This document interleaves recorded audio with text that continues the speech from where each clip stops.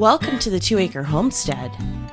Come along with us on our journey from a small, suburban homestead lifestyle to our new lifestyle, homesteading in the rural countryside of southern Arizona. We'll share with you our tips, tricks, successes, and failures. From both our past suburban lifestyle to our new rural lifestyle, all on the 2 Acre Homestead.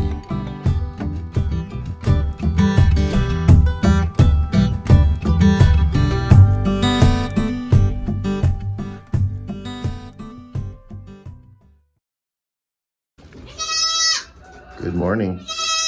Before I came to the doe barn, I heard young ones. We had babies. Welcome to Monday. I guess we need names now.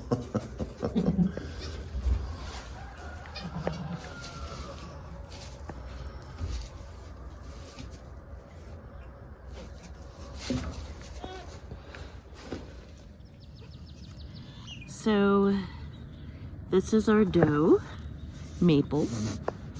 You coming up for a close-up here?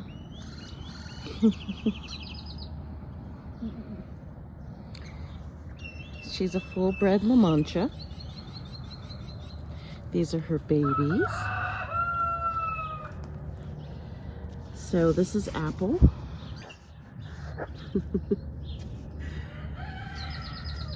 And that's Aspen. Hey, Mama.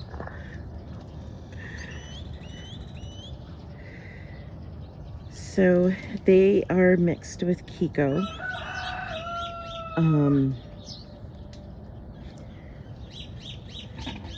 If you listen to our podcast, we'll explain what we're thinking about.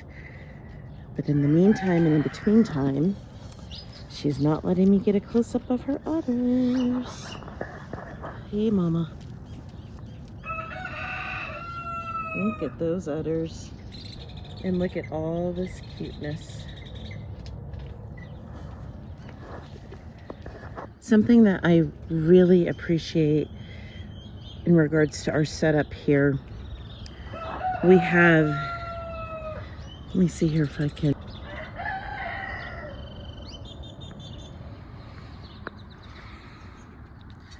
So over here, we have the doe side.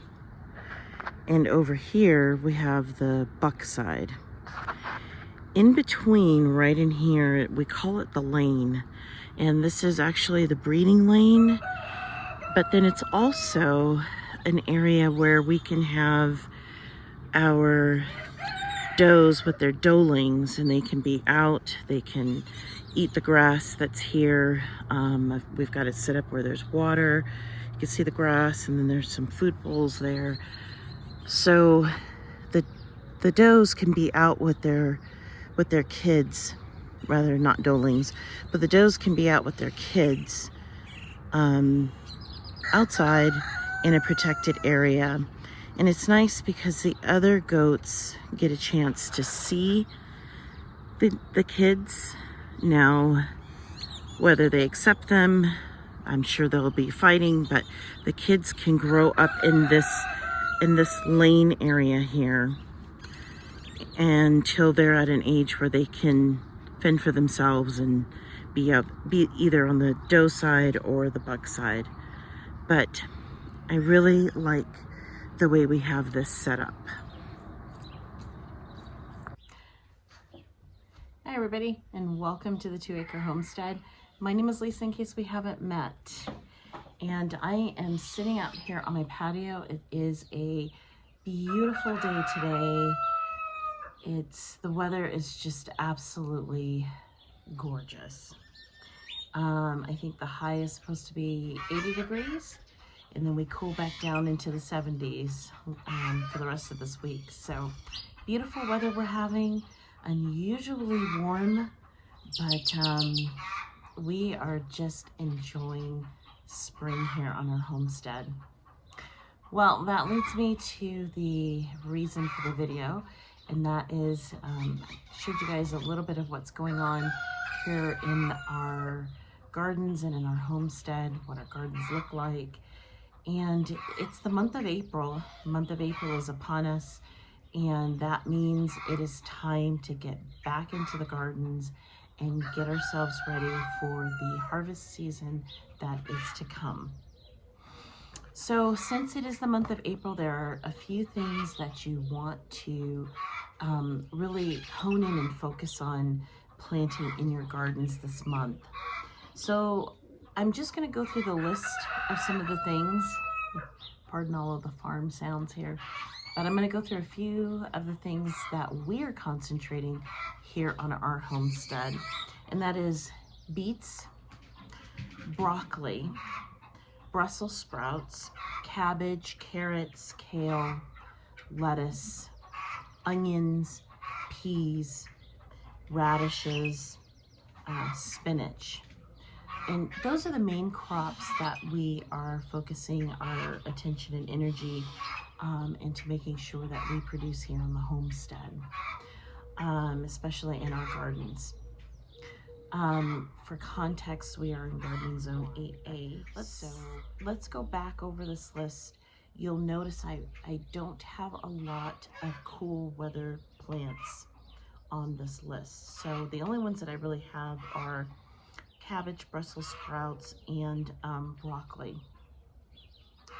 That's because our last frost date is April 19. So what that means is we heat up pretty quickly after that. So I really like to plant most of the plants that are, you would consider brassicas, which are the Brussels sprouts, the broccoli, the cabbage, the kales, all of those things. I really like to focus my attention on planting those in the fall, because I can have a continuous harvest throughout the fall and into winter. But you can plant them right now. This would be the time, if you're just planting them here in the month of April, what I would encourage you to do is go ahead and transplant those from starts. So maybe go to the hardware center or nursery to get the plant starts already. Because if you're trying to grow them from seed and you're from 8A like I am, you're a little bit behind the 8 ball. So just a heads up on that. The other ones would be like your lettuce and your spinach. Those should have been, again, already planted. You want to pretty much be transplanting things from, not from seed, but from plant starts by this time. You can definitely do like your second run of your spinach and your lettuce. You can just continuously be planting those throughout the year for multiple harvests.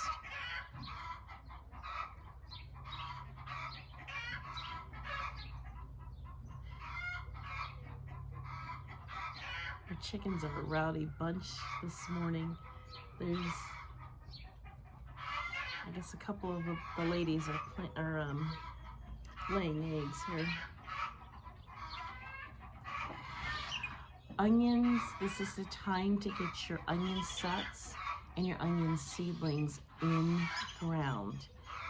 If you haven't already, this is your last go around. As you saw in the video, our onions are starting to bulb, and that's because I planted them a lot earlier, but you can definitely get a second planting of them in right now. Red onions, they do great even in the heat, so I would concentrate on the red onions right now. That would be the crop that I would try to get in ground right now, and either plant them as plants or as the onion sets where they're just like the little bulbs. That's what I would do. Peas.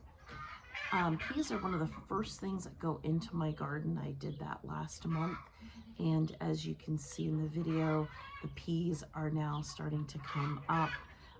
But you can definitely do a second round of peas right now at this early part of April, and you should be just fine. Trees, berries, and asparagus. Trees, if you're doing bare root or even transplanting from a garden center, this is the time, this is the month to get all of that in. It doesn't matter if you're planting citrus, it doesn't matter if you're, whatever you're planting, get them in as soon as you can. Get them in right here, right now, as soon as you can. Same thing with all of your berries, whether it's strawberry, blackberry, blueberry, whatever it is that you're growing that's in the berry family, you're gonna want to get that in immediately. Now, what you need to know is that with those particular transplants, they will not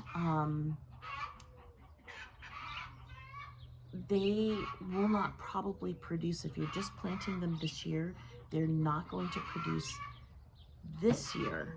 It's next year that you're planting for.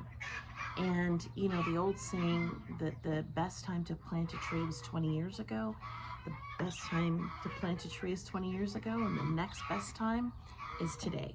And it goes the same thing with berries and even your asparagus. If you like asparagus, I know we do, I just don't seem to get around to planting enough asparagus.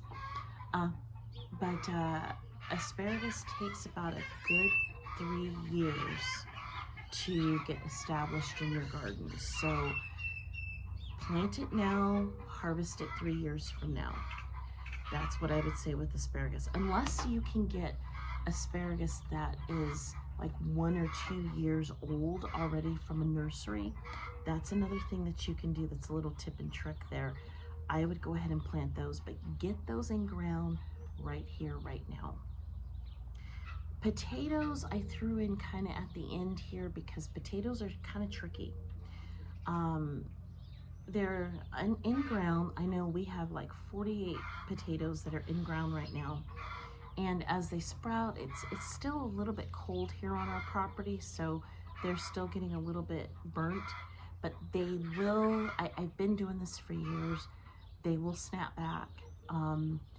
And once we're done with our last frost, they will take off.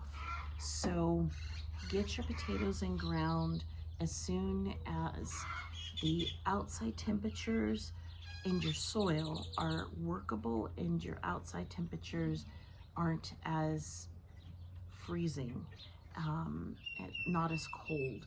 You really want it where your overnight temperatures are going to be somewhere around the 45-degree range. Not quite yet hitting 50, but the 45-degree range is really where you want that to be for your potatoes, and they will take off.